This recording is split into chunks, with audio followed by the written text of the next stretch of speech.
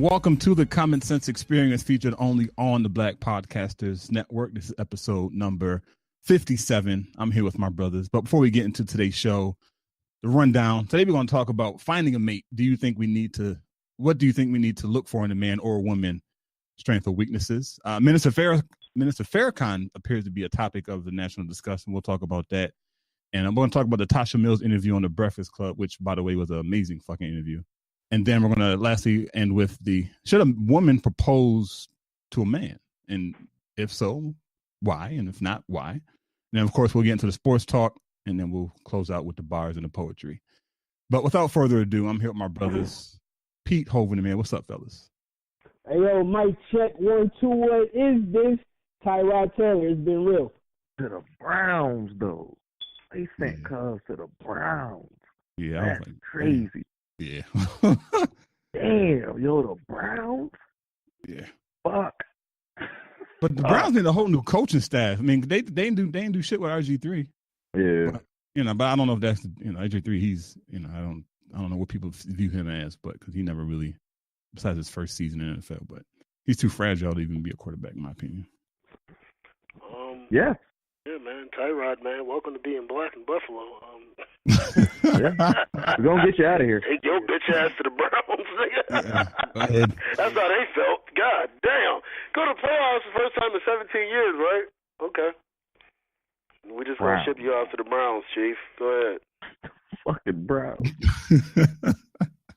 They'll start you. Crazy. See what you and Saquon Barkley can do. This is about a bitch.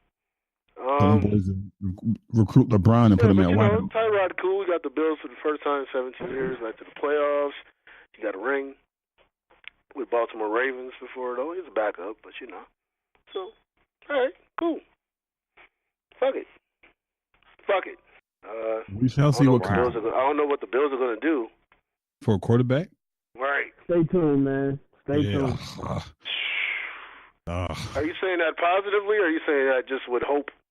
I'm saying it positively, okay. And I mean, we talking about this ain't a Barack Obama moment. This is actual. Nah. This is me. I read the shit like this is. And everybody sitting on the Browns. Them niggas low key making moves too, and they got a new coaching staff. So I mean, anything is possible. I just know we better get to the Super Bowl before they do. Goddamn it, because they slowly building the squad. Yeah. But we'll talk about that later. Mic check, 1, 2, what is this? What's good, fellas? Shit, we here, man. We just we about to do a great show today. Whoo, boy, oh boy, man. Y'all could have heard the conversation before the show started. No, we need to start recording those shits, bro. Yo, dude. That's like private access. Doozy. Like that's for damn, man. The pre-show was crazy. Like them pre-recorded joints, man, be like on fire.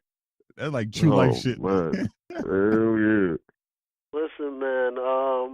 Y'all know how we do though, man. Though for those that are new though, man, as always, man, we start off with you know what I'm saying though, boy Pete. You know what I'm saying, though, and then my boy Chuck, and then, you know what I'm saying, though, what's on their mind, though, man. So, without further ado, though, Pete, man, what the fuck, man? What the fuck is on your mind? What's grinding your gears, brother? Yo, so keep it. It's been a wild week, right? So, I'm going to use I'm going to go ahead and use this opportunity to step on my soapbox and talk my shit. Okay. They say, I don't know if I'm saying the saying all the way correct, but they say, like, copycatting is another form of flattery. And, right. Everybody on this show is humble cats. We come from humble beginnings. And, we started from the bottom and we trying to get to the top.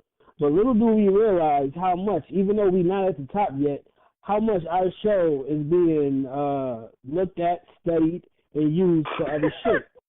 So I'm going to just say to those who uses our show as a study guide to do whatever the fuck they want to do in life, that's cool.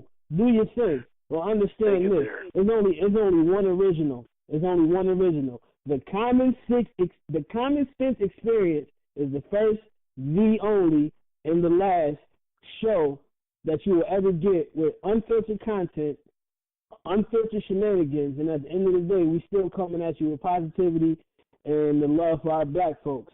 So go ahead, other shows, do your thing, but there's only one, The Common Sense Experience, hosted by your boys Chuck Rivers, P. Green, my man Amir Henry, with featured guest, as always, my man Jay Moore. But shout out to y'all copycats. We see y'all.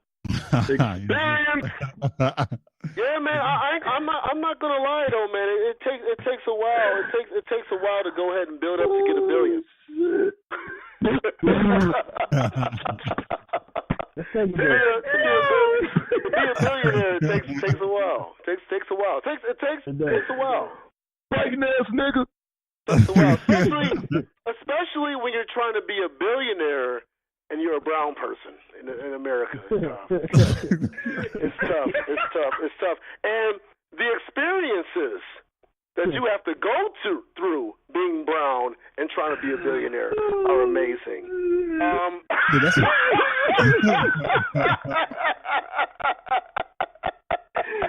Oh, shit. You gotta worry about people that try to be you, but they're not you. Hey, man. That means that God is telling you something. Yeah. if you're not comfortable being you, you're gonna have a tough life. But you know what I'm saying though. But listen, just because you're brown and the experiences you go through does not mean that you cannot be a billionaire. Doesn't mean that. It's just hard to be rich before you're 30. If you're already 30-something. Yeah. We're just talking, people, right? This is hilarious. Oh, shit. We're just having a conversation, right? Yo, Pete, thank you for being Gary Payton, man. I love being Sean Kemp right now. Gary Payton, Sean Kemp.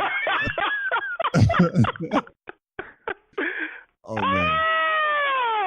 man, you can't listen, man. Somebody told me something very powerful at the age of 10. Nobody can be a better version of you.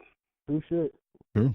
Yeah, true fact. Brother Tafawa Hicks, shout out, man. Damn, nobody can be a better version of you, man. They can try. Ass nigga. Yeah, nobody can be a better version of you, man. Nobody can be a better version of you.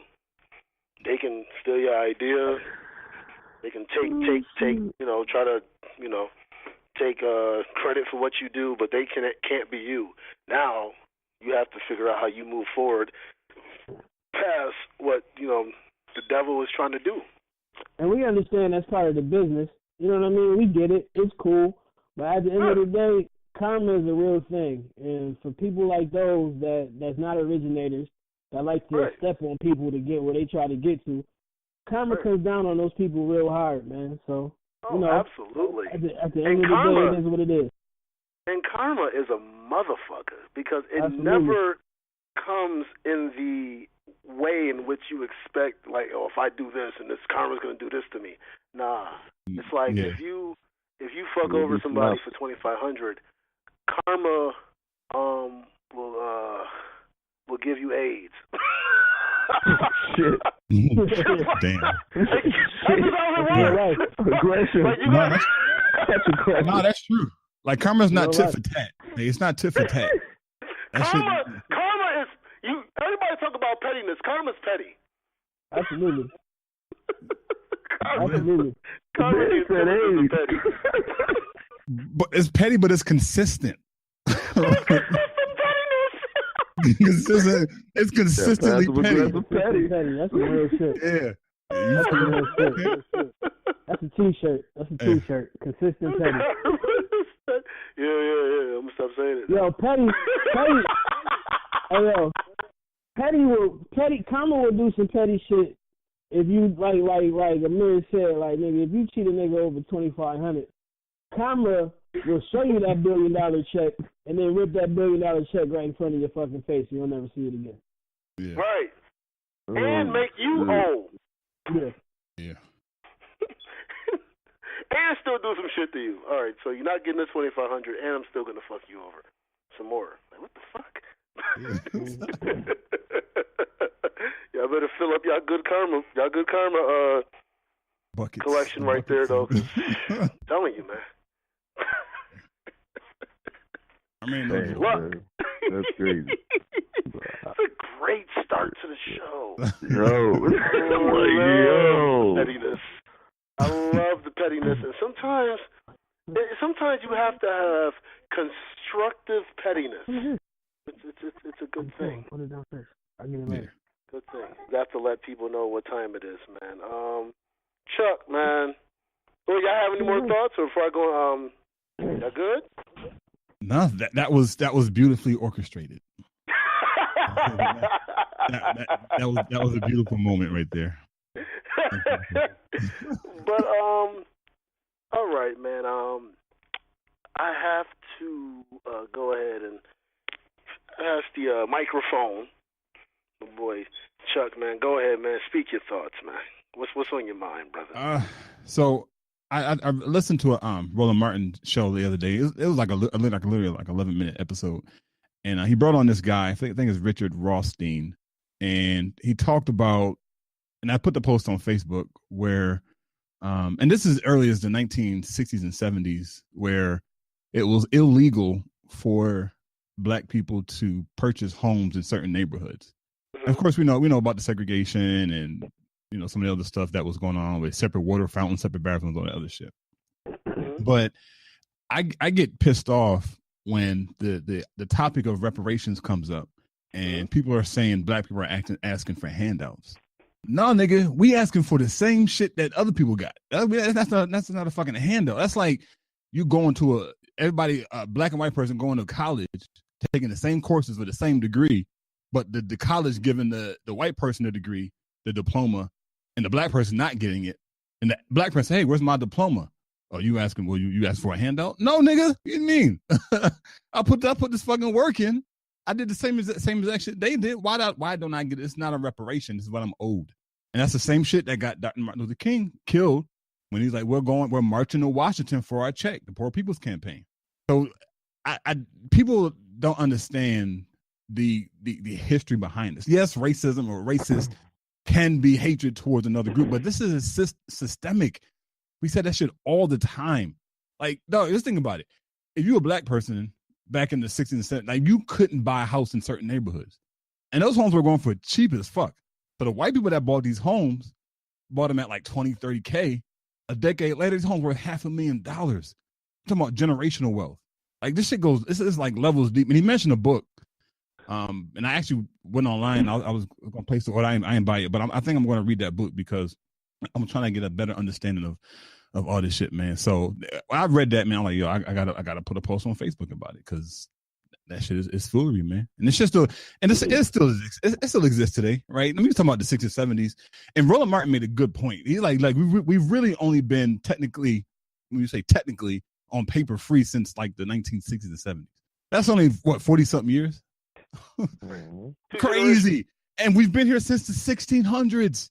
40 years of quote unquote freedom is what we've had. That's bananas. That's fucking bananas when you think about it. So yeah, man. So that's my beef, man. I don't know. It's funny. It's funny you mentioned that because the same time you posted that, my cousin Noah, shout out to her. She was like talking about reparations. Had the same topic, and she put up how Portland, Oregon, literally banned Black folks from fucking living there. You know what I'm saying? So at one point in time, so it's just like, the whole, y'all just want a handout. That's couple word for saying, oh shit, these niggas know. they want they shit back. That's all it is, man. That's all it is.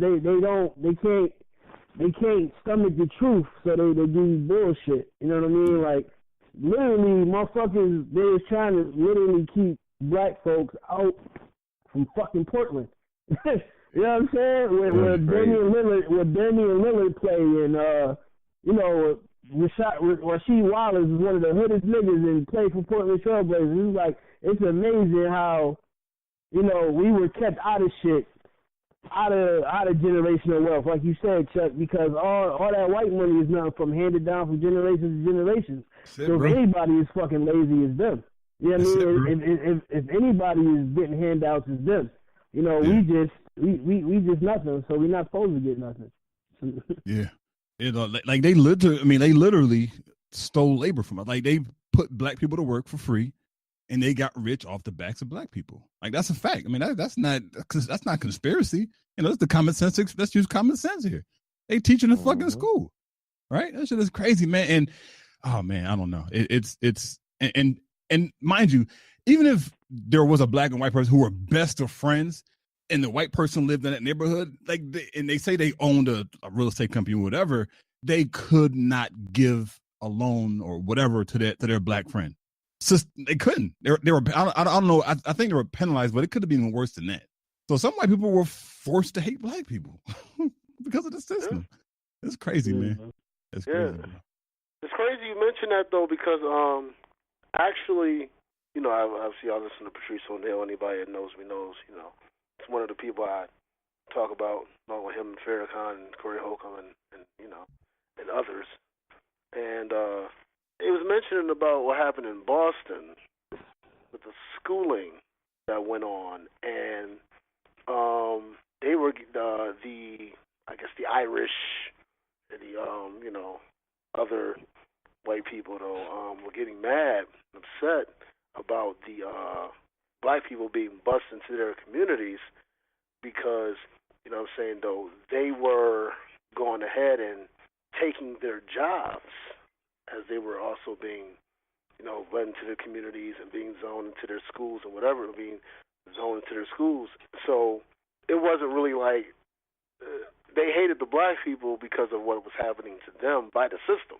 You know what I'm saying? Though not, they hated black people, but it was like, you know, it was more of a competition, like fuck niggas and, you know what I'm saying, though, and then kind of like, oh, you know, fuck you, cracker. But now it's like, okay, we have to start doing violent things to these black people because they're taking our jobs and everything. You know, they're taking away our police jobs and, you know, certain jobs that, you know, little Sonny would get is now going to, you know, Luther. And that's just how it was. So, you know what I'm saying? It's a very intricate game that they play in these type of things, like with, you know, the classism and racism aspect, and making the you know, you hate somebody who really isn't doing anything to you. It's a system.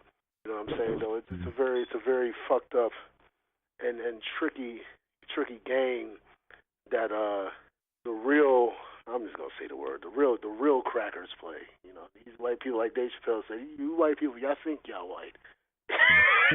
So you open the curtain and find out who the real evil is.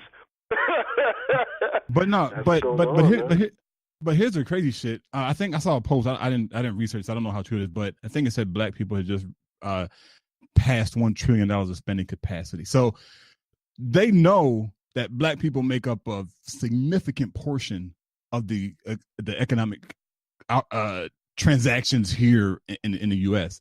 So they can't eliminate all of us. So I'm pretty sure, I'm gonna probably say 99% sure that they calculated that shit. All right, well, if we eliminate X number of black people, this is what we'll have economic wise.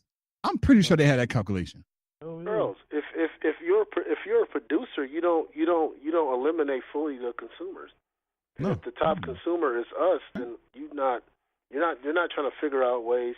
You want us to keep populating. Really, the idea, now maybe this can be another topic, of depopulation might be a falsehood in a sense that they want us to keep fucking and having, so that we can, because how can the prison system, white people aren't going to tolerate the number of white people in jail as a percentage high.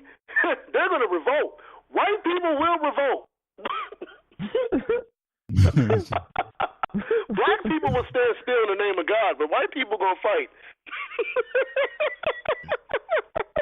White people do not believe in praying for their enemies. So they need us. If you're going to have a system built on prison and consumption black people are the perfect people right now in our current condition. Am I correct? Yeah, you're right. Who else you gonna get to go ahead and be? Who else you gonna go ahead and be willing slaves like us? Yeah. We love that, man. Don't mess with Barack because man, we ain't had no black president, so it don't matter if he don't do nothing for us. You think other communities are gonna accept that? Yeah. They need us. They fucking need us. They need us. So they need us to keep fucking. Fuck our white women. We don't give a shit about them. These white men are fucking each other anyways, right?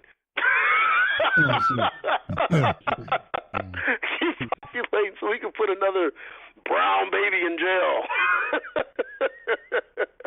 That's all literally brown baby. You're talking about a 10 or 11, 13-year-old. Yeah, so just people in case they were joking. Yeah. Right. Shit, somebody got to make these Walmart jeans, nigga. Yeah. You know what? Somebody got to make these what, Steve? Somebody got to make these Walmart jeans. Yeah. And prisons, because prisons are private institutions, they're not held to the same state standards. So their minimum wage is like 50 cents, 75 cents. That's balling. 60 cents. 60 cents an hour, bro. Nigga, if you get 60 cents an hour in prison, you might get shanked. Yeah. Right. Or fuck you do to get 60 cents. Imagine having that conversation with your cellmate. Yeah, man, these niggas, man, I'm looking for a raise to $1, man. These niggas only pay me 75 cents an hour, bro. What the fuck? You fighting for dollar wage. How much I'm working 10-hour days, 10-hour shifts, nigga. Right, man. How the fuck you only get a 10-hour shift? Oh man, this shit is crazy. And you bro. getting $1? Let's get this nigga. Yes, right. Come up off them blue seats, nigga. This nigga can afford more oranges in his hooch. So nice looking toothbrush you got there, brother. Right. Come on. Yeah, man. Your laces still got plastic at the tip of it. What type of nigga you think you is? You're a bougie nigga, huh? You got them laces, you got them plastic on the end of your laces. You bougie ass nigga. All right, man, I'm done. Damn, man, this shit is diabolical, man. It's crazy. But yeah. Right. Oh? Yeah, we here, bro. Yeah, man. That's what it is, man. That's what it is. That's what you got to do with. Aggressive, man. It's aggressive, man. Aggressive. Listen, man, when you got the plastic on the tip of your laces. Oh, fuck you doing to get money like that? $1 an hour and 60 cents, Chuck? That's Merc City, baby. That's Oz. That's straight out of BC. Plastic at the end of your laces in prison is compared like to a pair of True Religion jeans outside. Oh, shit. Damn. Nigga got True Religion. Nigga's balling. That nigga out of BC had a tube sock on his head with an 8-inch head. BC. 60. Imagine the motherfucker being like, yo. Imagine the motherfucker putting his chin back like, what you, 60? 60 cents. 60 cents. But this is the reality, though. We're laughing, but, you laugh not to cry. Because this is the reality. Yeah. And it's not just some small company like, what I'm saying, that's around that we don't know of. We're talking about IBM, Apple. The owner of the Cavaliers. I'm going to keep bringing that shit up, man. Cavaliers, it's Dan like, Gilbert but you're right. Walmart, Target. Yeah. Walmart, like Pete said, the Walmart jeans. Michael Jordan. Oh, did I say that? Did I say Michael Jordan? Yeah. Not to be confused with Killmonger, Michael B. Jordan. No. We're talking about the NBA legend, Michael Jordan. Yeah. With his $300 pair of shoes. Yeah. We're talking about somebody sneakers that y'all about to go buy probably next month because Jordans used to come out around Easter, right? Am I correct? Yeah. Jordans, retro, right? the same ones. The old Jordans that are new, that are the prom night joint dropping. Yeah. For a higher price. Yeah. Last year you can get it for $225. Now they're $325 probably. Yeah. Exclusive. Yeah. So that you I had can one brag about. So that you can brag about what you have on your feet while you walk through the projects. I had one dude at my job, bro. Like no bullshit. Like he a cool dude, man. And I couldn't really say shit to him. That's I mean, like that work environment is not the place to do it. But the Jordans were coming out in where did he drive? I think Jersey, like somewhere in Jersey. And him and his boys was going to go up the night before to sleep outside for the store to open to get the J's. Like the day was coming out in Jersey. Like Jersey's like a 3.5 hour drive from Baltimore. I'm like, damn, bro, really? That's what y'all doing? Yeah. I'm like, man, that shit is crazy, bro. Outside. Come for a pair of sneakers. $250 pair of sneakers. Go outside.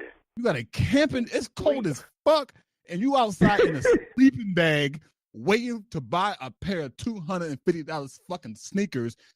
Oh my god, that shit would be blowing my fucking mind, bro. And I'm not perfect. I be blowing, huh? No, if I'm homeless, I'm going to find a way to, because you can go to a hub somewhere.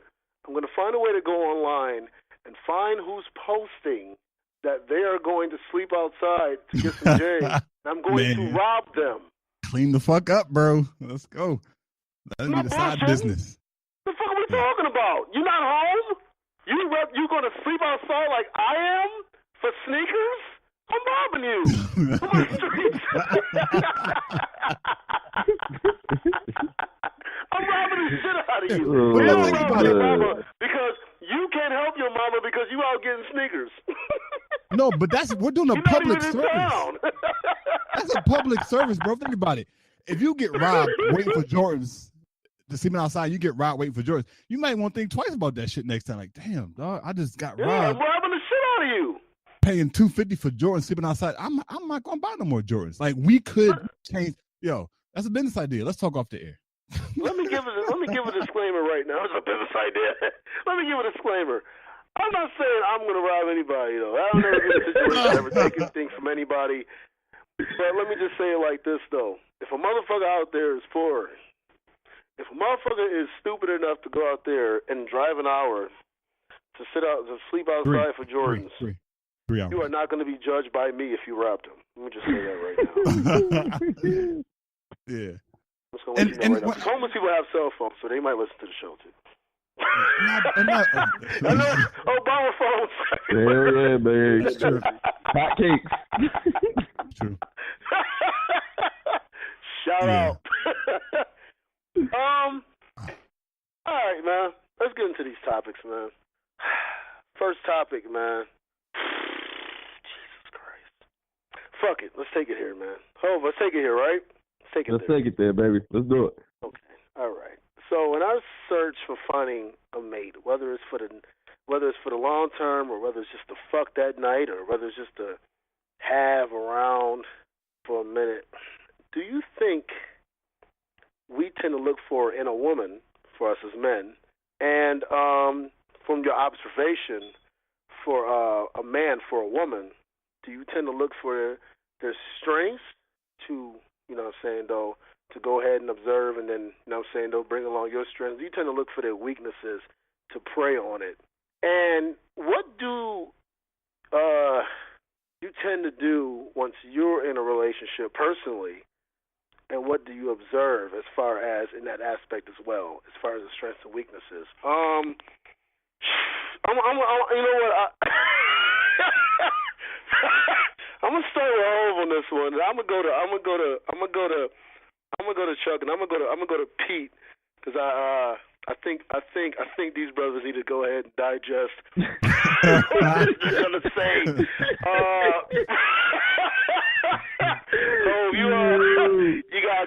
You got more empty rooms in your house, so you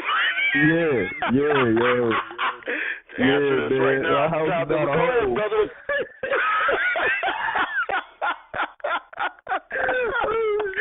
Shout out the situations. Go ahead.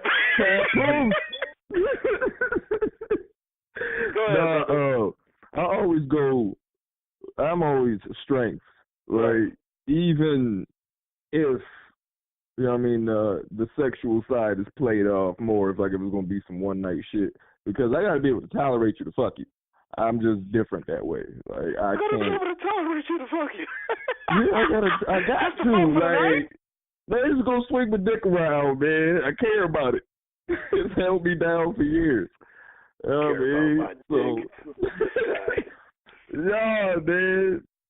So I say I go on the strengths, man, because you know I create like not in no cocky shit. Like I create lifers. Like I fuck with bitches for like life. I mean females for life. First of all, because I know Pete feels the same way. We're not allowing you to say that it's not on some cocky shit. It's on some cocky shit. You gonna stop all that dumb shit right now? What do you mean? This motherfucker right here. No, man, you gotta care, this ain't no cocky. This is not no cocky shit. What the fuck it is? I don't like being used as a piece of meat, man. You gotta care, dude. Don't do that. Don't do that. No, man, I just had a conversation today, man. I got looked at as a piece of meat, man. Like, I don't like it. I don't like the way I'm being boxed in. I'm not allowing you as a man to say that you're uncomfortable being looked at as just dick. Yeah, no. I'm not allowing you to say that. Fuck that. Stop the bullshit. You got no, man, that shit ain't cool. I ain't more than dick, man. I don't like how these females talking to me. You know that, though, man. You don't need confirmation from nobody. You know that they're more than dick, man. Fuck this nigga. Listen. I can't stop laughing at the conversation, man. All right, in fairness, you did say... No, man, there's been 2 females, man, that talked to me like I was just beat, man. In the past 2 days, shit is crazy. I care. Don't just try and fuck me and just, like, don't do that. Oh, just my because goodness. you need your fill. You need your motherfucking fill. Oh, man. This shit was aggressive. Like, you just see me looking at these people's eyes like, man... Because I'm going to still do it, but you're going to know you're wrong. So, hold. You should have said we got the first part, though. You know what I'm saying, though? With your whole Me Too movement. Me Too movement conversation right there. What do you tend to do once you're in an actual relationship, and what do you observe? Do you observe that people tend to, once they're in a relationship, like try to build more or destroy? I will hope build more, because like, why would you be in it if you're not going to do that? It's not a reality. This is true. This is very fucking so what do you true. See? I fuck with different kind of women, man. Like, my joints build. That's you. I'm saying, what do you observe outside of just your own situation?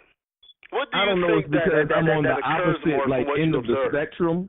Like I as per our earlier conversation, I see women using men more. Damn! Wow! I like that.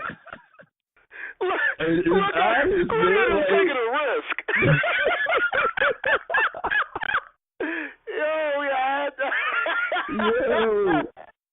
Yo, I can't stop laughing, yo. Okay. But no, like I see.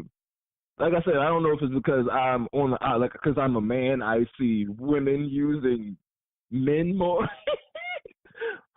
Next time, that was Rob's fault. It was Rob's fault. Hey, man, I want to say the last part of the day, man. Want to protect the guilty yet innocent, man. But I see women using men more. Like I said, I don't know if it's because I'm on the other side, but you know what I mean. That's what I view. But I would hope anybody that's in these relationships, man, do shit to build, man. Don't destroy. It's just people in relationships that's like in them shits just to tear a motherfucker down. And that shit is crazy, but it's an actual fucking fact and thing I've seen. That shit is nuts, man. Like, don't be with nobody if you ain't gonna be on your shit, man. That's just my opinion. I love that you said that, though. It's a beautiful PSA moment. But I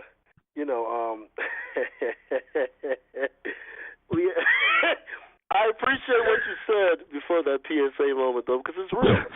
And we don't get as men to express how we feel, but women get to do very openly. Yeah, man, that's foul. That's fucked up. Like, emotions go both ways, man. I don't like that kind of shit. That be fucked up. I'm gonna ask you the same question, brother. That I'm gonna go to Pete. And I'm laughing already because listen, that's such a fucking mate. Do you think we tend to look for in a woman for us, and then for women, to look for the strengths, or we look to go ahead and look for someone that brings on their strengths? We look for to go ahead and exploit their weaknesses. And what do you tend to do once you're in a relationship personally? And then what do you see? What do you observe outside of yourself? What do you see? People tend to do. I think if you have, I think if you have good intentions going into it, then you obviously like you're, and it's all about the mindset you're in when you're entering that relationship, whether it's short term, long term, whatever the fuck situation. You have a particular perspective. So, for example, if you're introducing to somebody and you had preconceived notions that, hey, this person's a fucking asshole, X, Y, and Z, whatever, you're going to meet that person from a negative perspective.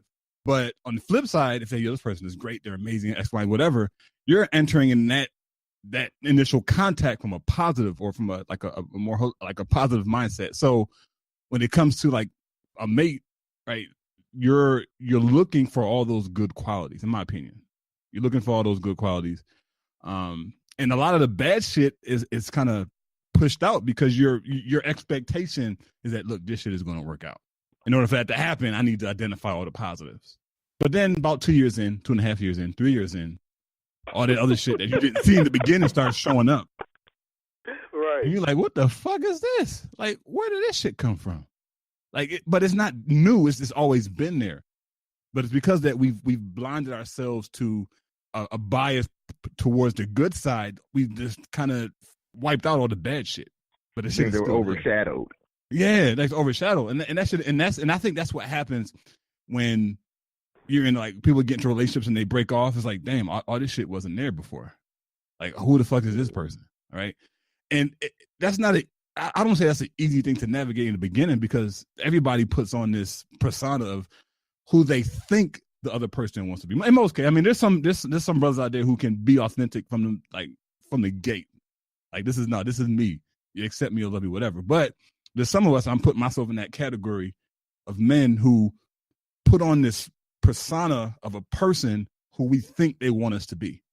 And then 2 years in, when that shit starts peeling back and our true self starts coming to the surface, it's like, damn, who's you?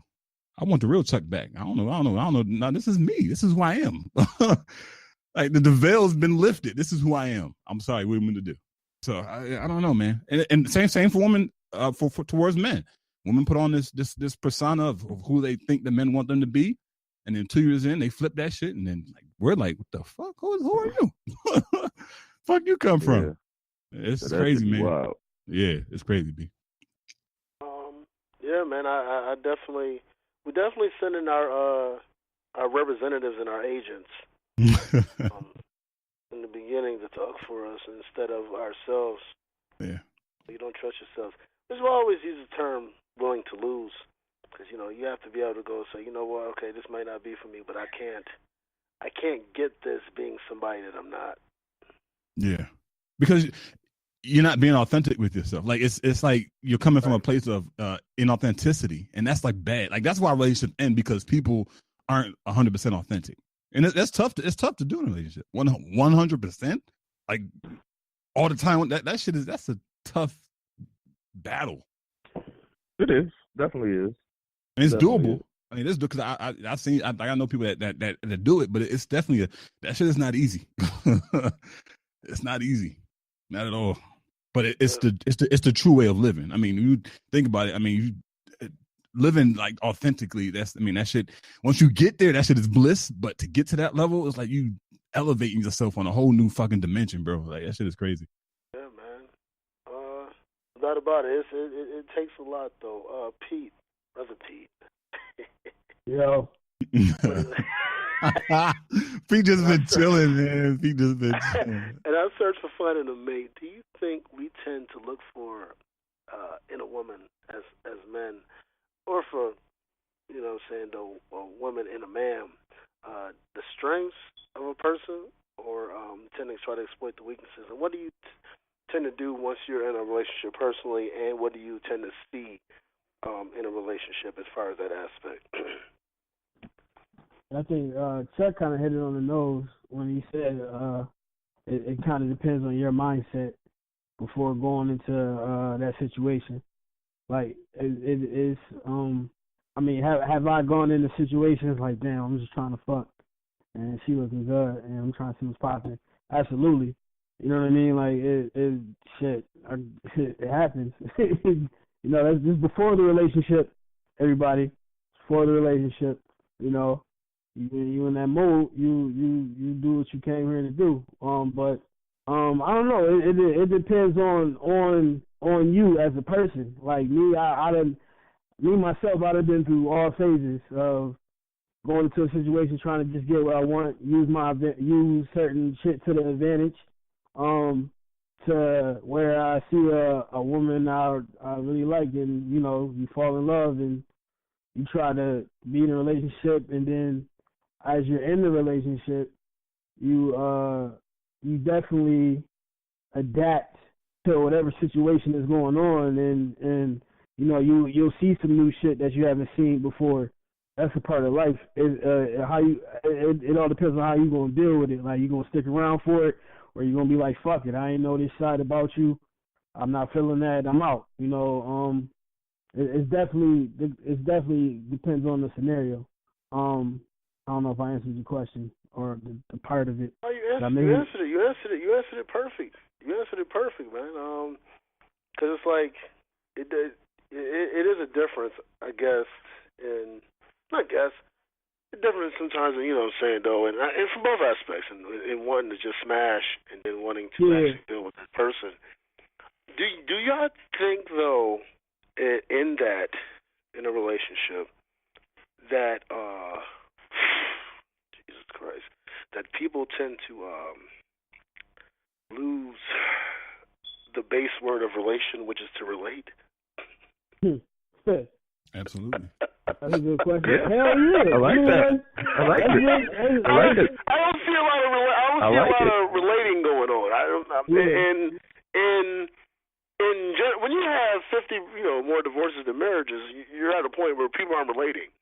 Or they're trying to feed off somebody, or trying to exploit somebody's weaknesses. I see that more than I see the building. We live in a microwave society now, yo. My bad. Did I cut you off? My bad. Go ahead. No. I wasn't saying, I was agreeing, brother. That was preach. Amen. No. I was just saying, like, the era is different now, man. It's less. The world is less patient. It's not like we were already patient, and we never was really patient. But it's like this era is less patient. You know, it's a microwave society. If this shit ain't ready in 2 minutes, man, fuck it. It's done. There's no marinating no more. You know what I mean? And life happens. If it's not meant to be, it's not meant to be. It is what it is. You know what I'm saying? But at the end of the day, it's all about what you're trying to work towards as well. And I think this whole and all you know I peel the onion back and shit like that.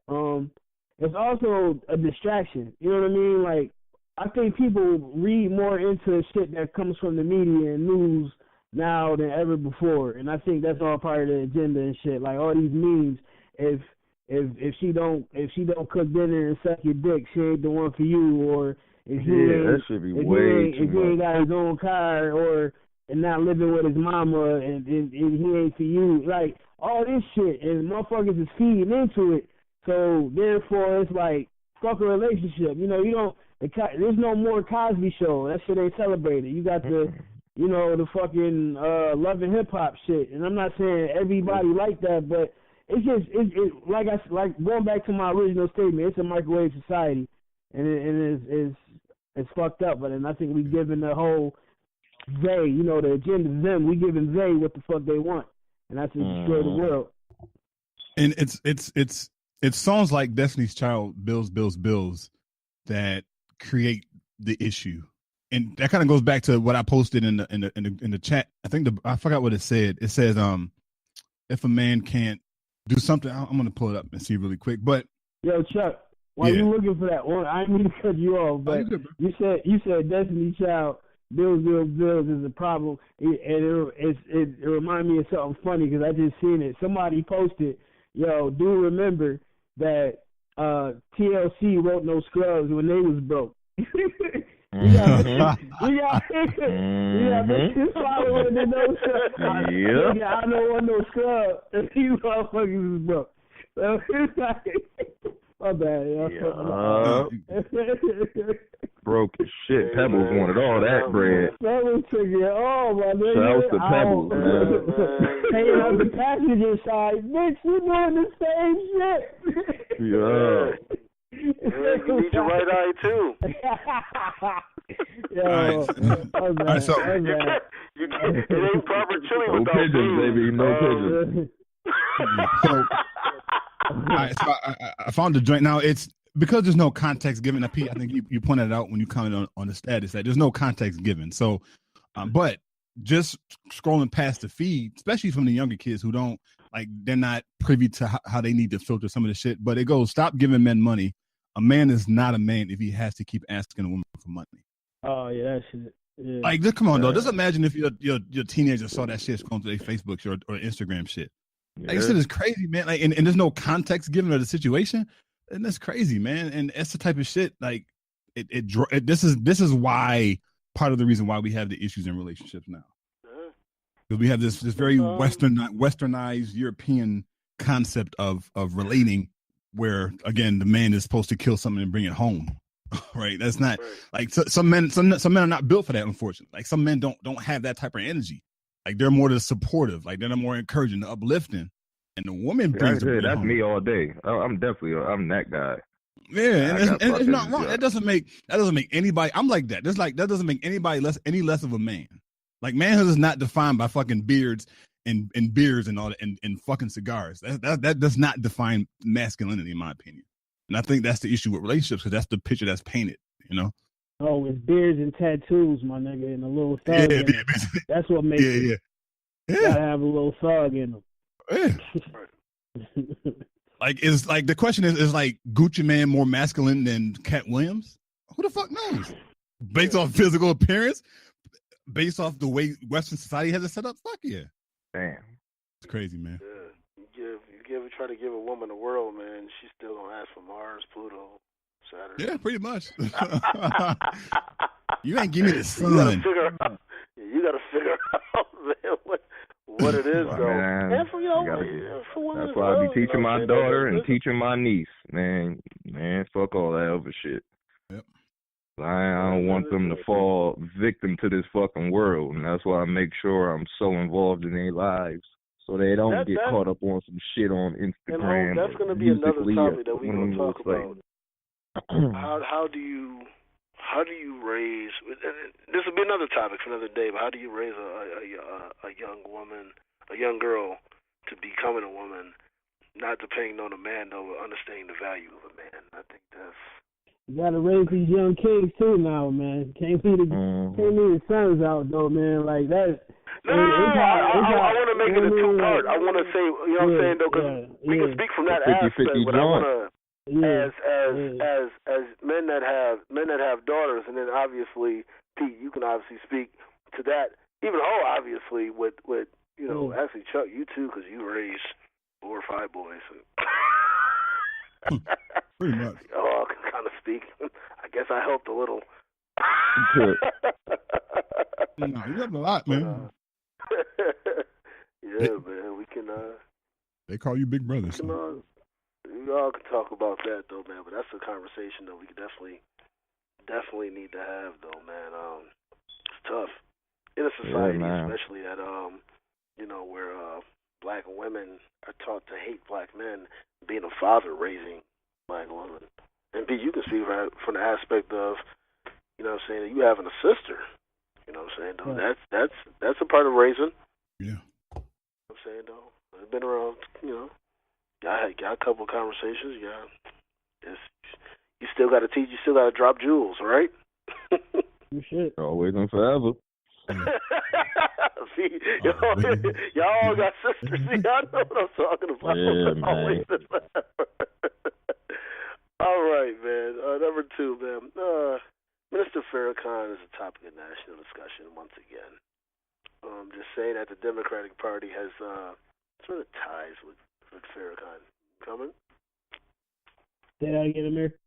Yeah, man. So, you know what I'm saying, though, as far as with Brother Farrakhan, you know what I mean, the Democratic National Party, though, and they're saying that they need to denounce Brother Farrakhan out of it. They've been using that he's anti-Semitic again, and you said the Democratic Party denounced. Right, they're saying that the Democratic Party.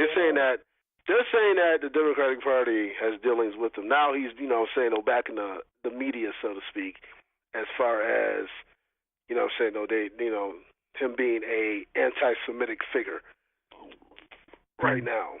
You know what I'm saying, though, which is crazy though, because he's 85. But Mel Gibson. Right. So I just kind of right. So I kind of want to get y'all thoughts on why do y'all think now that this is happening, and what do y'all think about the whole just Farrakhan, I guess, in general, and the whole anti-Semitic thing. So I'm gonna start Brother Pete, Chuck, and then go ahead over and do y'all thing, man. I mean, whenever you talk about another religion or have an opinion that they might not agree with, of course you're gonna be anti-Semitic. You know what I mean? And that's just another. Motherfuckers make up shit like conspiracy theorists. If you really go against the grain, something wrong with you. You know what I mean? Like conspiracy theorists, anti-Semitic, whatever the fuck other word you can think of. If you go against the grain or go against the agenda, the powers that be, they got to put a name on in Webster to make you look fucking ridiculous. They call a spade. That's what it is. But as far as Farrakhan go and how I feel about him, young niggas know. I mean, I got some questionable questions about him and some shit. You know what I mean? So-called him had to do with Malcolm X death and everything like that, and the powers that be. But my whole thing is this: he's religion, right? Democratic Party, that's politics, that's politics, all that shit. Them shit's not supposed to coexist together, bro. They's not supposed to, religion and politics not supposed to mix. But at the end of the day, I guess when you're both a business, you're going to be in cahoots together. Religion is definitely a business, and so is politics. Church and state. That's my response. Man, it's it definitely coincides. It's kind of funny because Farrakhan, nobody can have dealings with Farrakhan, but yet they can have dealings with and may he rest in shit, Billy Graham. Yeah. Yeah. He just passed recently though, but not that I give a shit. They can have dealings with Joel Osteen. They can have dealings with all these people, the Dalai Lama and all that though. Not Farrakhan. Yeah. Isn't that strange? I wonder what has been worse. I wonder what's been worse here in America, Christianity or Islam. Interesting. Hey, I haven't said anything. That spoke volumes. I think you gotta ask the religion who got $1 billion account just for helping pedophile priests dodge the law. Right. Yeah. Like they have an account just for that shit alone. Yeah. So yeah. Right. To help them. These niggas have a GoFundMe to help pedophiles. Are you serious? So this is what we're doing though. But Chuck, man, what are your thoughts, man? Though. Yeah, so Pete, one, you hit something like I was going to actually talk about. Boy, I just finished reading. Not finished, but a couple months ago, I read the autobiography of Malcolm X. Well, not auto, but somebody wrote it on his behalf. It was autobiography. And he was talking about his issues with Elijah Muhammad. But something led me to go online and do some more research. Like, okay, well, what about Minister Farrakhan? Like, how did he have his hand in all this shit or whatever? But yeah, Pete, I agree with you. I think he had something to do with, or he knew about Malcolm X's assassination. It actually wanted it to happen. There was even an interview on YouTube where he said something kind of questionable. He's like, "Yeah, brother Malcolm, man, we told him to be quiet. We told him to man. He had it coming." I'm like, "What? Yep. You gonna set up when he had it coming?" Like, bro. Like, so ever since that, bro, like I've kind of been questionable because even that, like, I don't know, man. I just can't. Even if it happened 40 years ago. I can't continue to listen to somebody who killed somebody that powerful doing positive shit. Like I can't like that shit. I look at you different now. Like I'm not. Yeah. I'm like and he followed. My bad. Like Elijah Muhammad was fucking like young girls himself. Yeah. Like you know what I'm saying? So it's like he following this dude. You know he like the Elijah Muhammad foot soldier and shit. Yeah. It was like, all right, bro. Then Malcolm X get murked. I'm over. I ain't gonna cut you off, but it's interesting.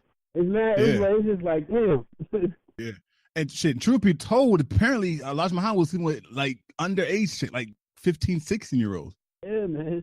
And they wasn't coming public until like after they turned legal. I'm like, yo, this is crazy. This is fucking crazy. But to answer your question, man, because the Jews own so much or have so much power, they probably got their hands in the pockets of the Democrats. And they're like, yo, get your boy. Your boy wilding. The Jews are like, yo, your boy's wilding.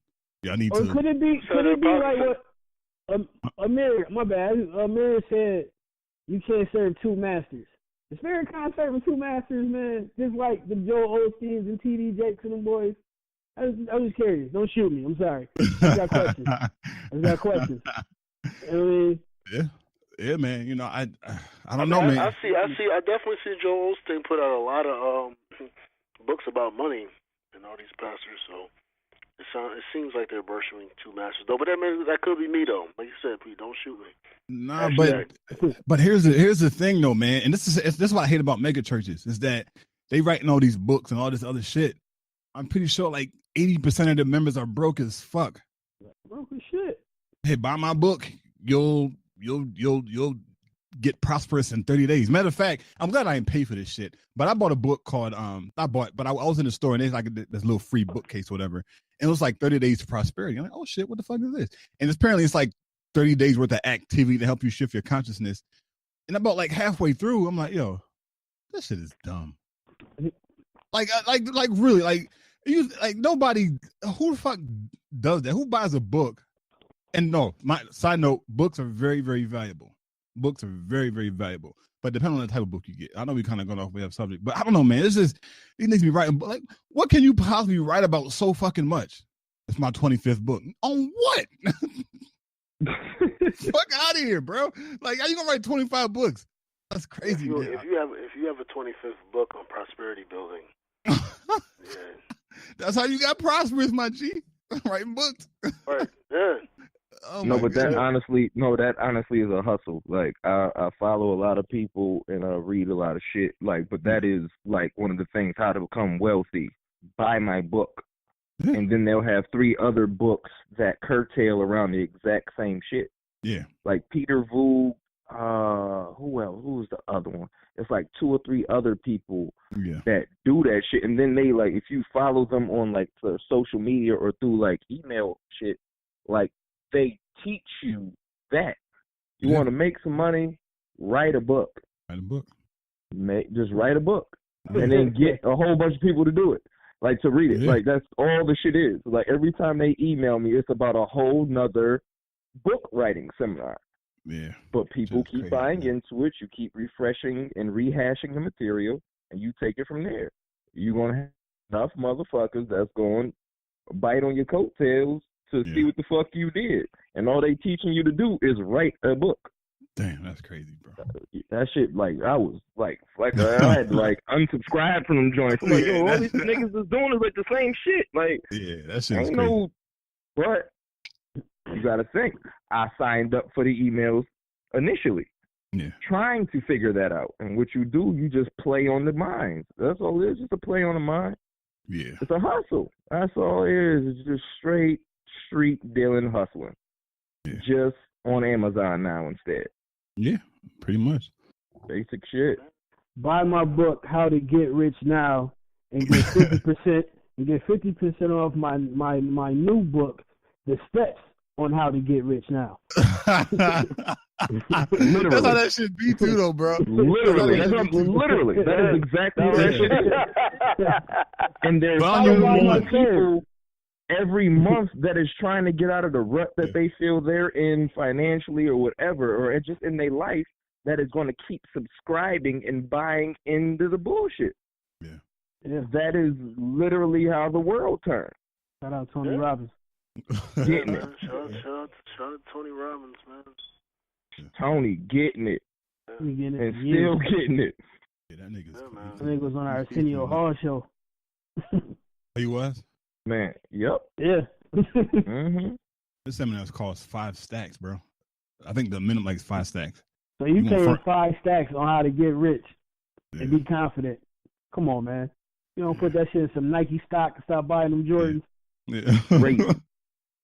Yeah, and mind you, like niggas, like people was getting rich way before these niggas was out, man. Like I was thinking about this shit the other day, like yo, way before the Les Browns, the Tony Robbins, all these other niggas was getting it.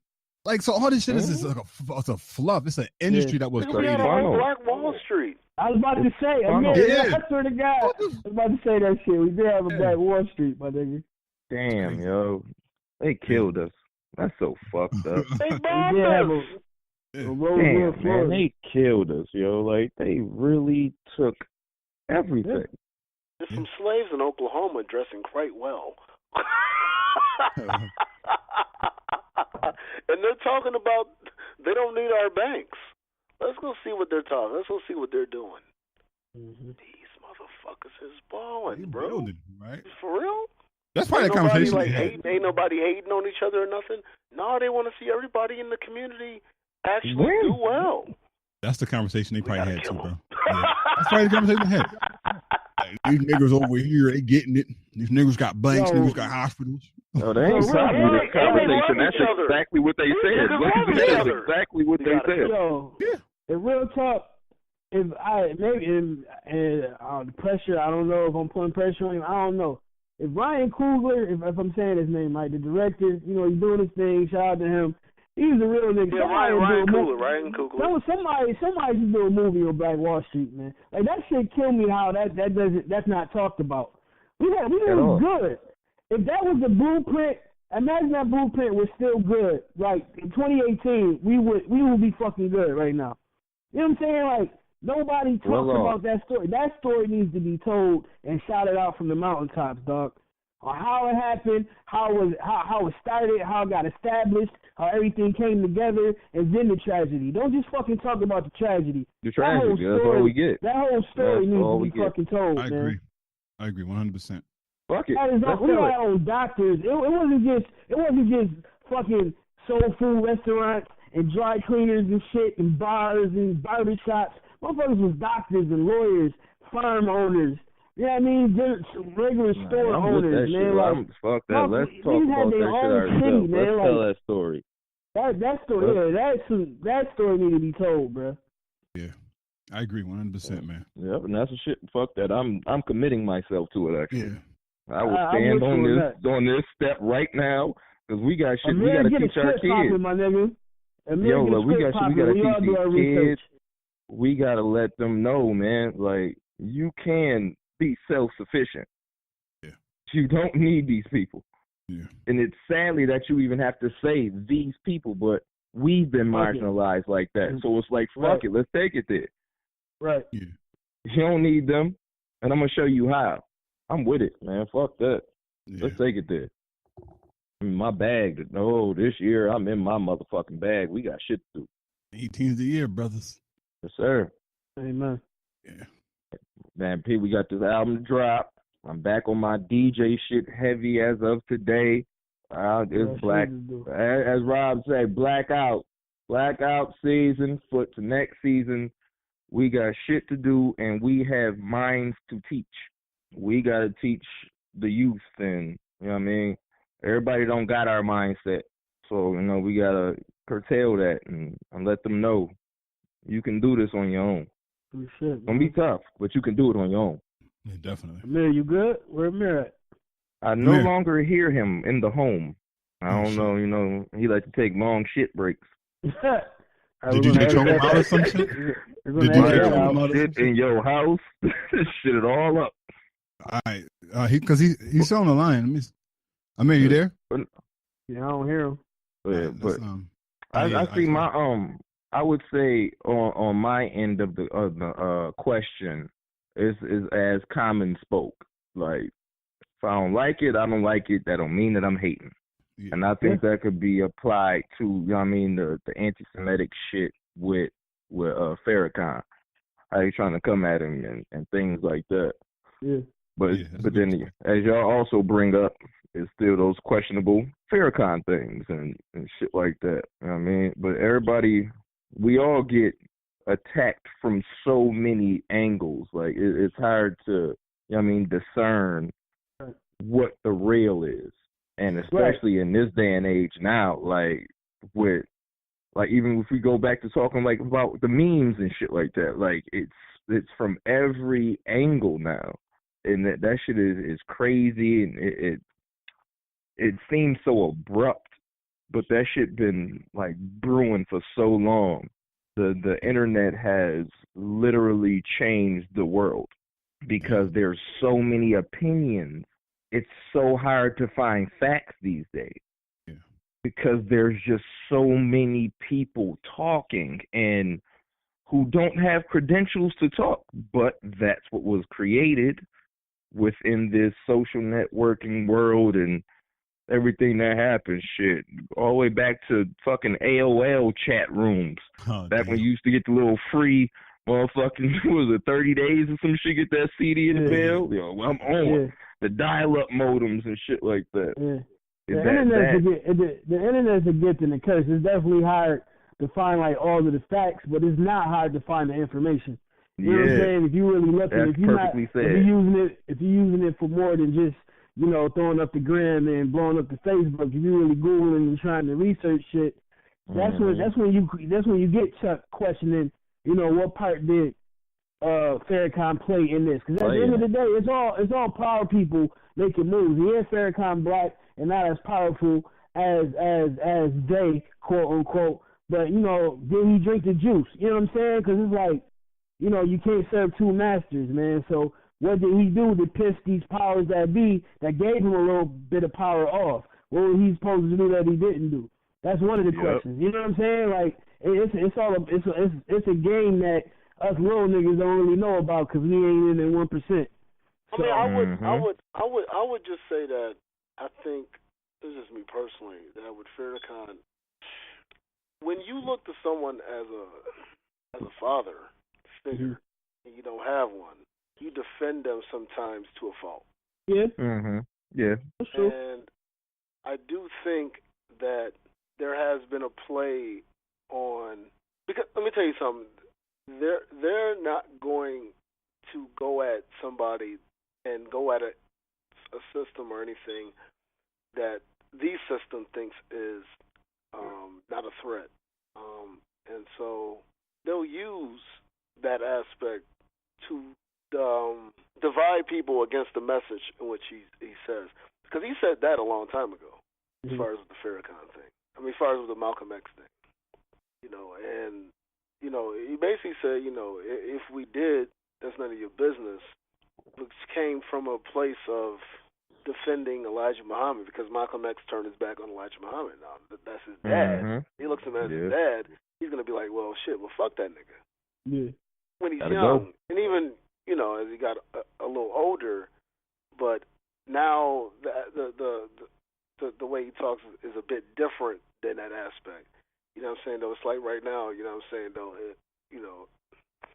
nigga, if one of y'all dads did some wrong and, someone might have pointed it out and they turned their back on him, you might be like, well, shit, nigga, this is my dad. Well, fuck y'all. Yeah. It's aggressive. Back on my dad. Shit, fuck him. Aggressive. You know what I'm saying? No, we didn't kill him, no, but shit, if we did, shit. Yeah. You know what I mean? Yeah. No, but also, you know what I'm saying? You come to a different realization as you get older, and the media wants to feed off of that. The media wants to feed off of that. our divisiveness. That's the only way they can defeat us. Hashtag Wakanda. Forever. Colonizers.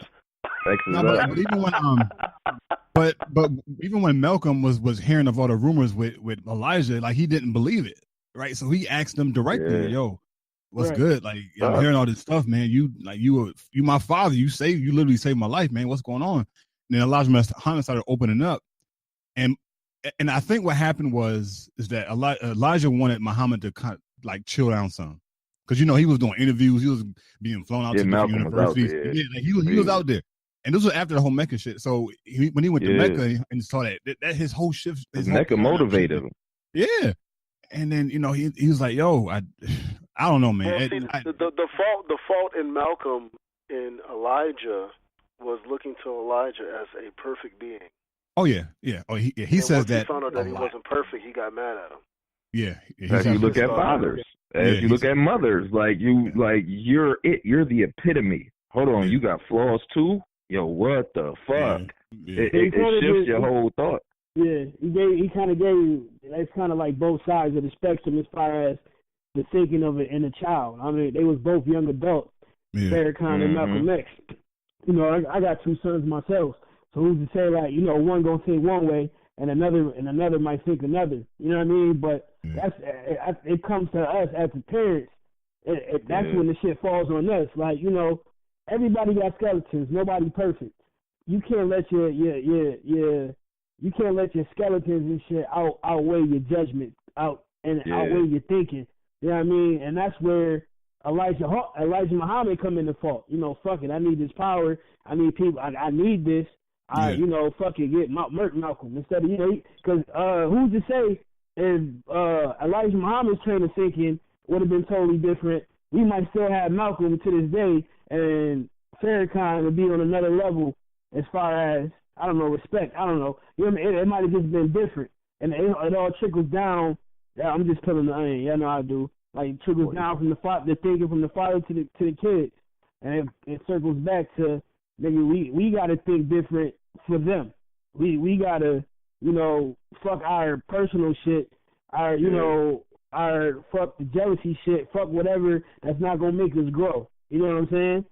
And that go back to the divisive shit of what Amir is saying and how they using the fact that we think Farrakhan has something to do with that shit and is dividing us. That should have been one big ass Ferris wheel, my nigga. It's a circle.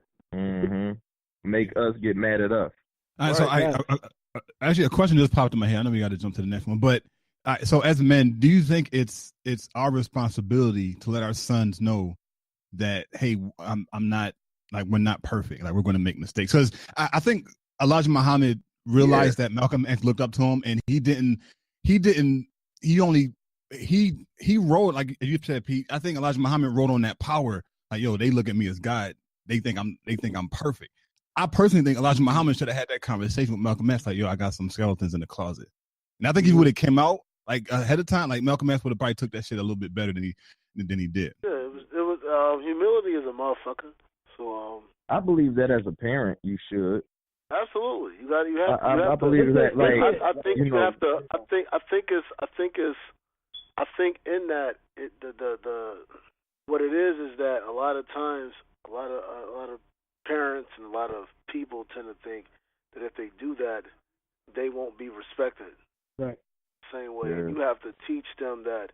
You have to still instill that just because a person has a flaw or this and that doesn't mean that you can learn. You can teach everybody. You can teach every person, and you can learn from every person. See, my belief is that develops respect.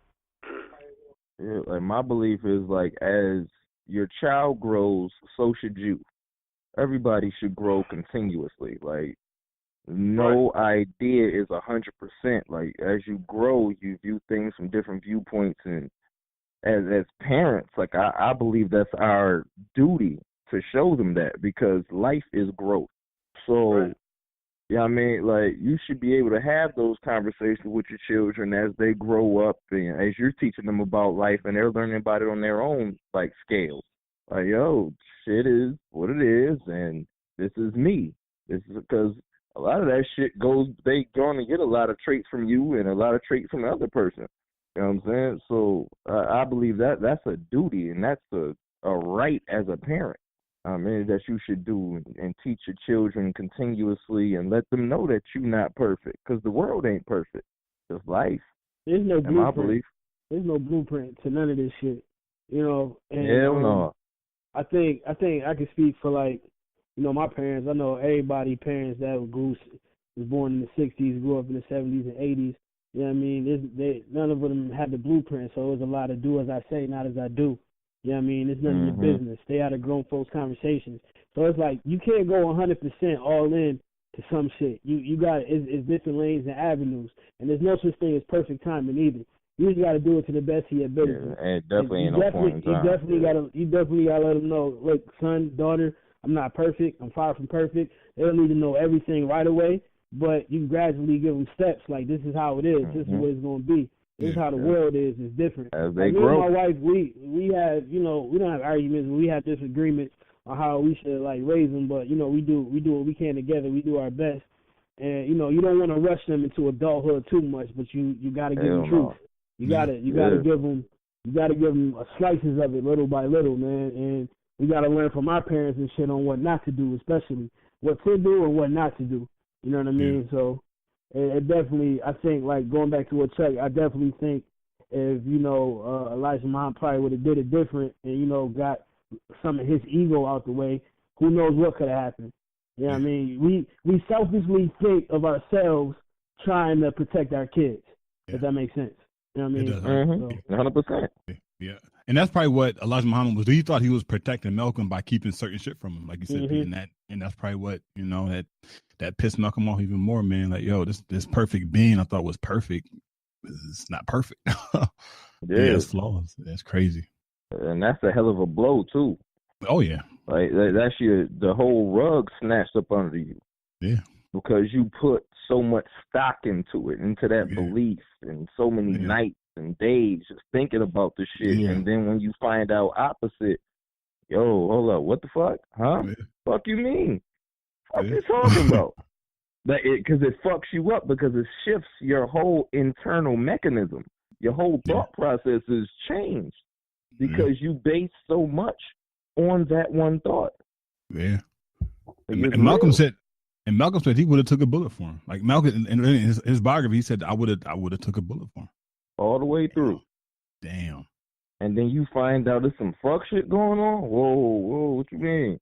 Yeah. Not still doing the fuck shit. You ain't stopping. Continuously. This is going on. That's who he is. Yeah, this ain't skeleton. This is like some real flesh and bone shit type of shit. Like, yo, what? And you still doing it? You damn right I am. Well, that part of manhood is becoming what are you willing to deal with and what are you not? Part of manhood is becoming a man, and that shit is crazy. Right. So you have to figure out what you want to do. What are you willing to what are you willing to tolerate in a person? And you know what I'm saying, don't put it out there, name your price, and you're like, you're doing this, I can't rock with you. I can love you from afar. That's it. It's gonna hurt, but it's what needs to happen for self-preservation and to try and better a generation, man. Or better yourself, period. Ahead and go on the whole Tasha Mills interview. I'm gonna say that for another day, or probably next week. Yeah, I still gotta watch that.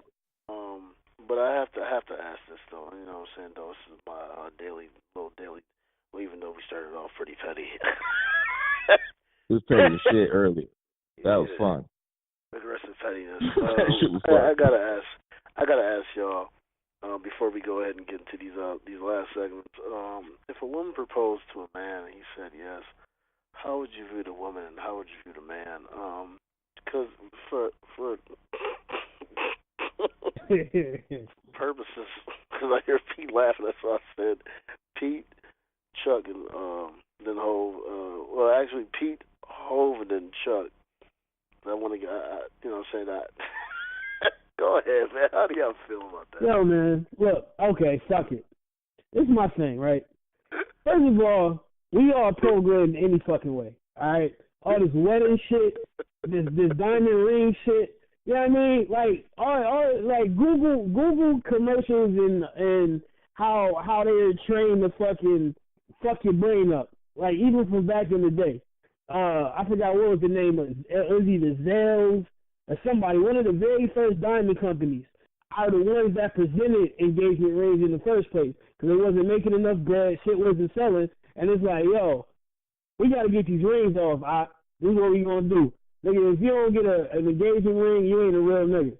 So it's just all this shit is programmed shit, right? So boom, and then fucking point number 2.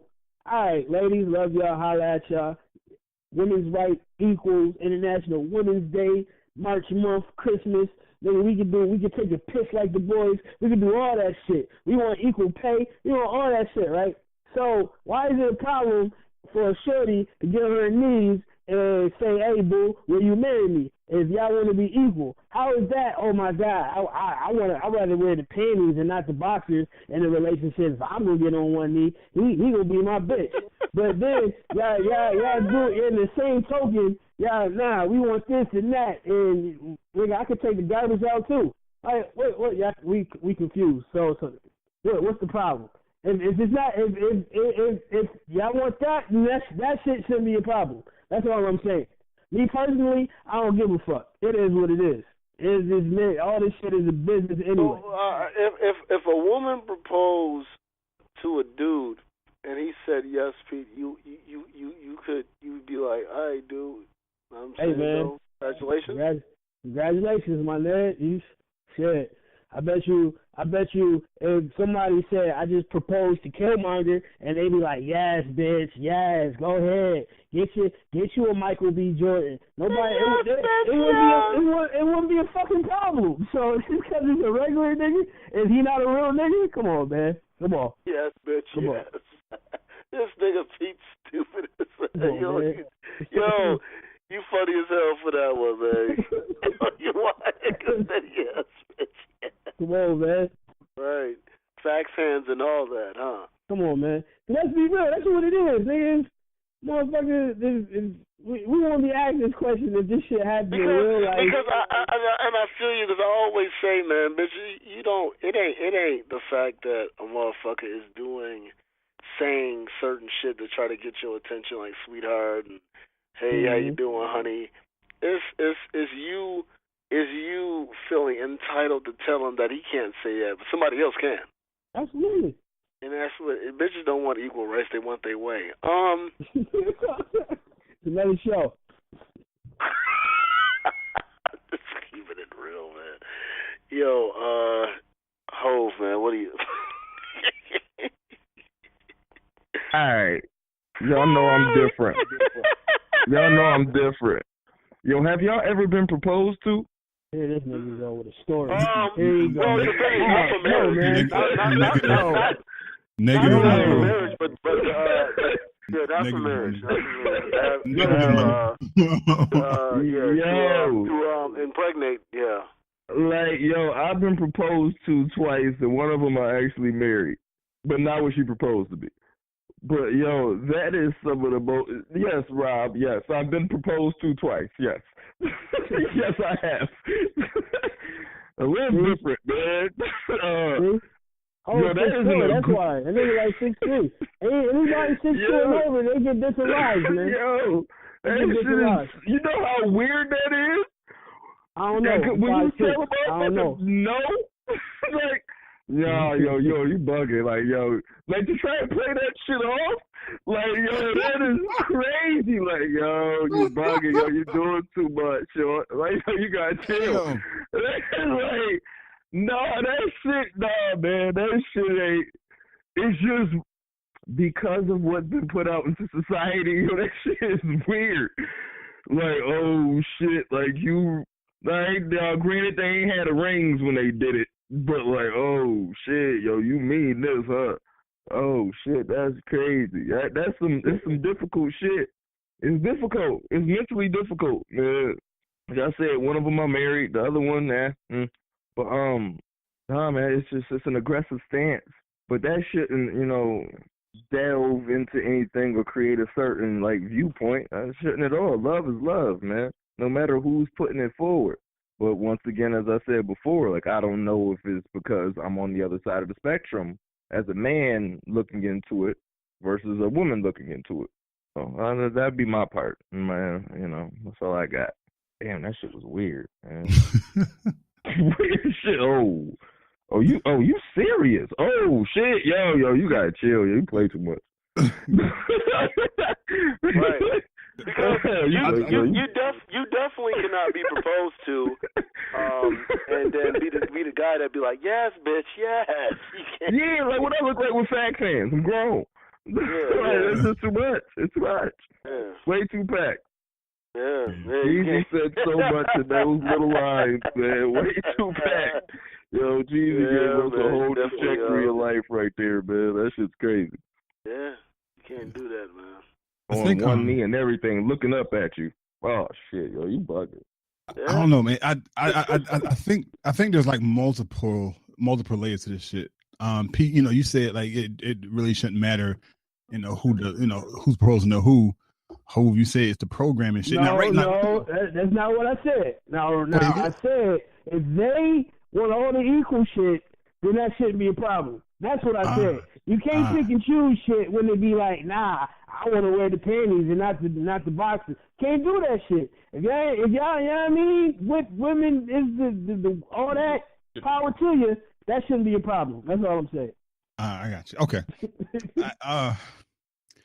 Like my take on it is me personally. I mean, it shouldn't matter who proposed to who. Like it, you know, if my girl proposed to me, it's like okay, cool. You know, if I'm at that point and I'm ready, let's do it. Right. But I think the issue is, and this is both men and women proposing. People propose with the preconceived assumption that the person is going to say yes. Like that's already hardwired into their brain. Like they're not expecting a no. Mm-hmm. And I'm willing to put my hand on the Bible and say 99.99% of the people that propose are expecting that answer to be yes. But then when the no come, like Hov did, like, nah, you tripping. No, what do you mean, Mary? No. We're not doing that. No. But, you know, I feel you on that, man. Listen, man, as far as being, if a woman proposed to me, one, I'm not going to say no right there then. I'm going to say, gotta go talk. She says, well, what do you have to talk about? Give me a yes or no. Well, you don't want me to give my answer, sweetheart. I don't know what else to tell you. Fuck that.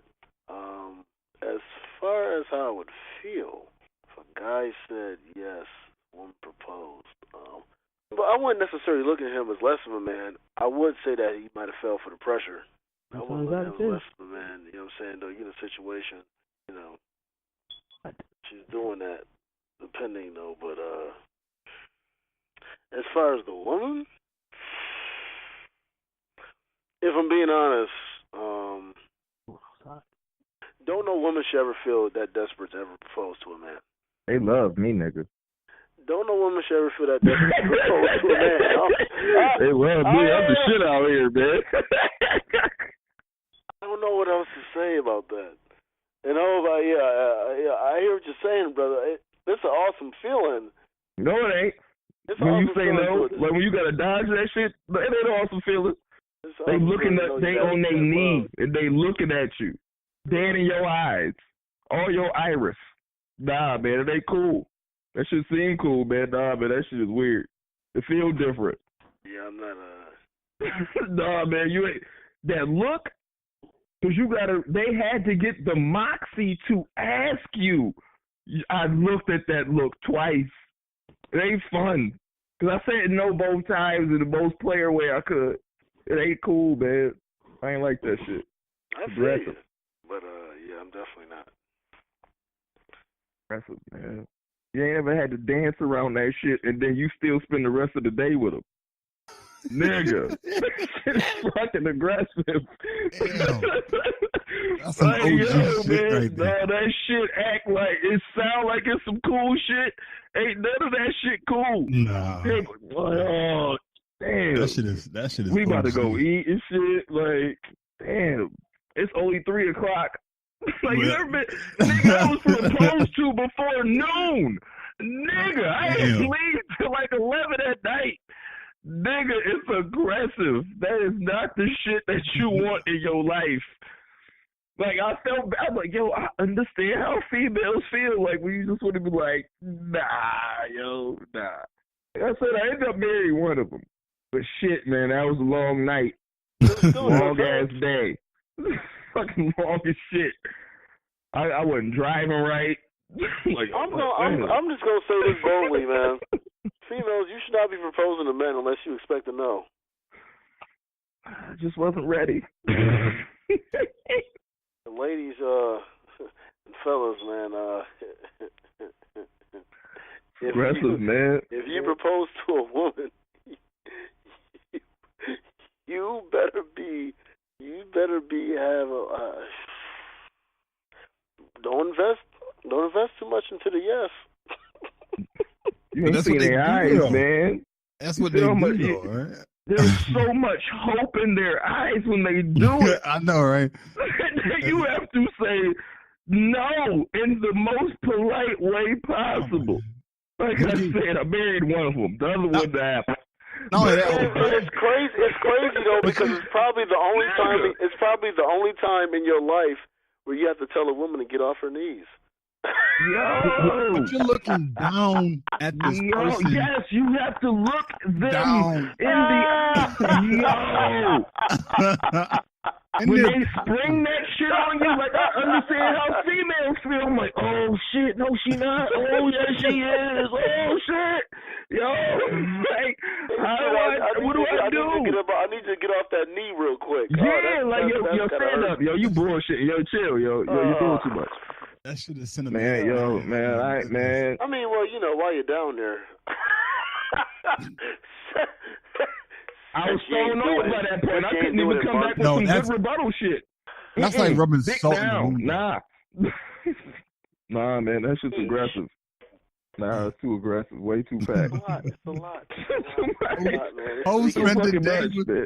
Yo, it's just too much, man. Day after the field proposal. Yo, the whole day. Because that's still your motherfucker. That's still your people. Yeah. Still the joint you rocking with. But that shit is that's that. Yo, you playing, yo. Stop playing. Yo, chill. That shit had to be uncomfortable shit the whole day, bro. Uncomfortable as shit. Nigga, it's not the life you want. Like, I don't be saying this shit to be cocky. Like, this shit be fucking me up, man. I be in some shit. I be in some situations, man. I be in some fucking situations. Yo. It's not going to work out the way you think it's going to work out. You know what hope look like? You don't know what hope look like, nigga. That's hope that you got. Yo, chill, yo. You got calm down. Like, dumb that shit. You ever dumb down hope? Nigga, it's aggressive. This shit is not where you want to be at in life. Like, I really have PTSD over this right now. Like, I'm going through it up front. Like, oh, shit. Damn. Life happens, man. What's the next topic? Maybe anything y'all got it. Said enough.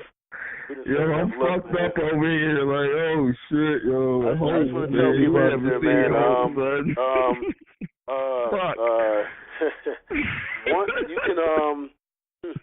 You can expect. You can go ahead and want the yes, but prepare yourself for the no. Always prepare yourself for no. You ever said no? I had to say no twice. Yeah, man. I'm going through it. I'm fucking going through it.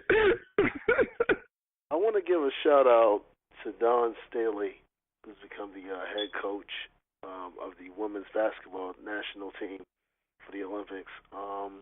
Anybody knows who Don Staley is, though, man. You know, incredible women's basketball player, though, man. Coached the national champions who just won this year. It was last year, obviously. Last year. And was she the first black woman to win, or? That's a good question. I don't know. It can't be that many. I have no idea. No, that was suspected, though. That. Yes. We have to look that up. Definitely got to look that up. She's not the first. She's definitely not on a long list, though. So that's an incredible honor for that sister. Is there anybody, before we go ahead and get into the sports and the bars, that y'all want to mention that are trailblazers, past or present, that are black? Yes, I said that are black. I know people out there. What about white people? What about Asian people? No, yo, man, shout out Nipsey Hussle, bro. My respect for this man. My respect for this man is going through the roof. Nigga, him and Khaled, matter of fact, working on that something to be like. He trying to be the first black to own a major hotel down, I think, on South Beach. I think it may not be South Beach, it may be somewhere else, but he trying to do moves like that, and salute to him, man. And I've been fucking with Nipsey. He don't mind sharing the info. Yeah, Nipsey. Like, once I heard him rocking with Ryan Leslie, and I know how much of a beast Ryan Leslie is on business and just self-sustaining and shit like that. Like, much respect to him and Nipsey. Like, Ryan Leslie and Nipsey Hussle, man, they get all the praise around me. Like, them boys is on shit, and they don't mind sharing the information. They love that shit. Like, that's what they strive to do and are in position to do. And, like, that's definitely dope, man. Nipsey and Ryan Leslie all day for me. So I'm right with you on that, Pete. Chuck? Yeah, I'm gonna follow that up, man. You know, I know Nipsey. I didn't hear about Nipsey until recently, man. It was he was on YouTube talking about some like cryptocurrency shit, man, and how he got involved with that shit. Like, damn, who is this cat? Like, man, like, who is this dude? And then from there, man, he was on the Gary V joint. Yeah, I've been following Nipsey for years. Yeah, Gary V too. Yeah, and so Nipsey, man, he's put out the album and all that shit, man. So he doing this thing, man. That's definitely a brother to follow, man. Hell yeah. His Breakfast Club interview, that shit was inspirational and shit too, man. He's very smart. That man is smart. It's shit. Yeah. Like, and he doesn't mind sharing the information, he does. Which, you know what I mean, is so lost these days. Like, you know what I mean, a lot of that got lost within our communities, like, years back. Y'all know how I always speak about it. Like, the 70s killed the black father, and the 80s killed the black mother. 70s heroin and the war. 80s crack and black mothers and shit that was trying to find a way to cope from all the shit that they had to endure in the 70s.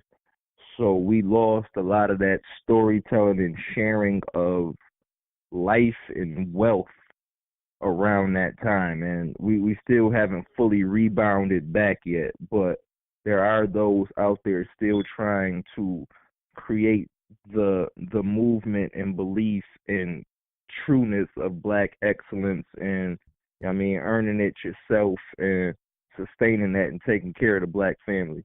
Yeah. So I definitely respect them for that, man. Yeah. All the way through. Yeah, man, and I'm saying no doubt though, man. Like I said, when we talked about Don Staley, Nipsey Hussle, Ryan Leslie, and you know what I'm saying, though, keep pushing, man. Keep striving, though, man. Black history is made every day, though, man. We're not just, it's not just black history. Shit, black history is every day. History, man, yeah. 365, 366 in a leap year. Yes, sir. No doubt about it, man.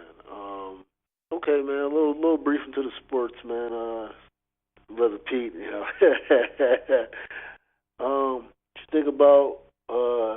You think about just the upcoming playoffs, first of all, and then as far as with the Steph Curry injury, man.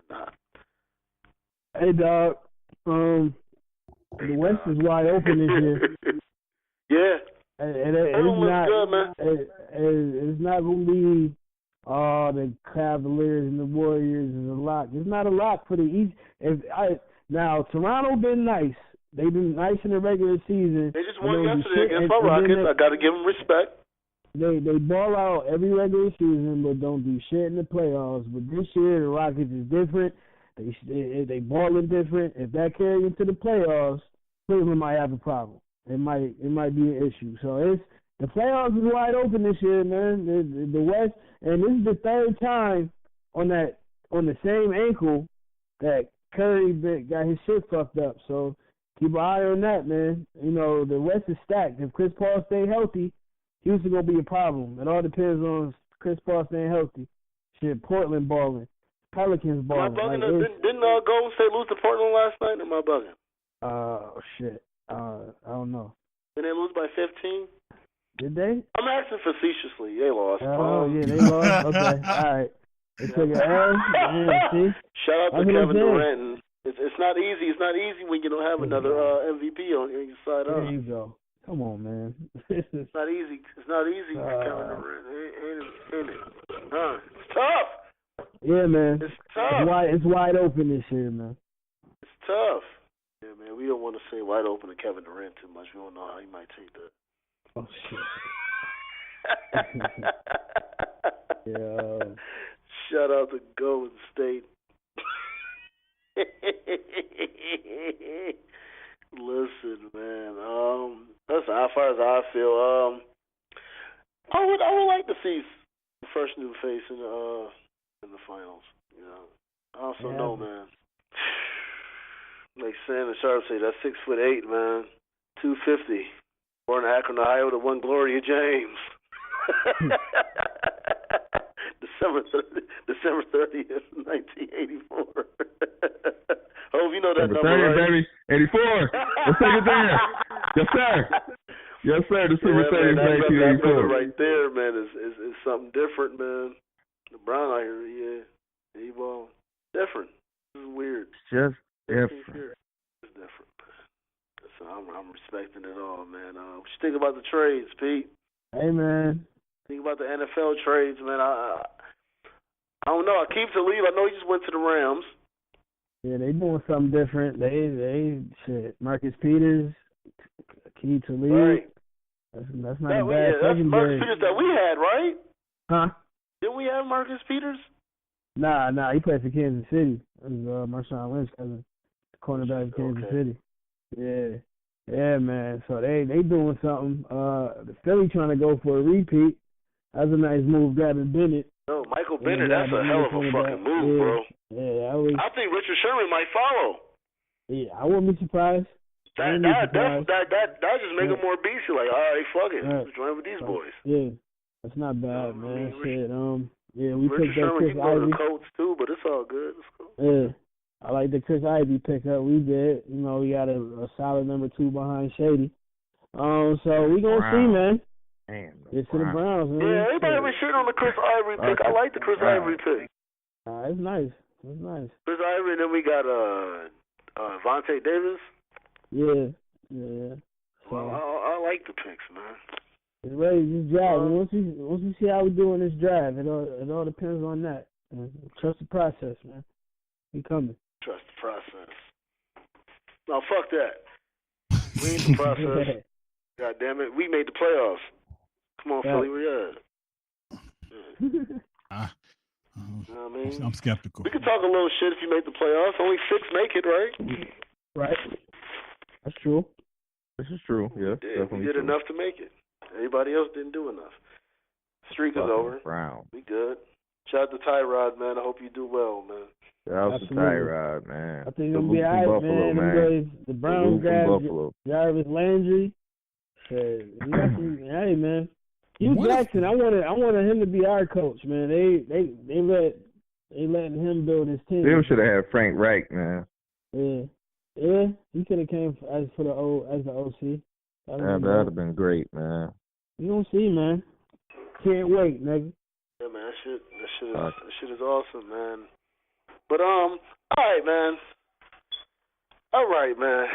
Let's get to these bars. All right, we got bars right now. I think I'll go first because I don't know if my phone's going to die. You want to go first? You want to get aggressive? My phone's been struggling. I'll go last then. All right. I'll go last. No, matter you go. I'm getting a call right now, so I can't back out of it, or I'm about to hang up on this person that's calling. Can't let them know your worth. Man, listen. I'll go first. I call this joint right here. It's called Revel. These bars, just the poetry aspect of myself, though. It's called Revolution in Quicksand. You know what I'm saying, though? So I'm going to go ahead and spit this right here.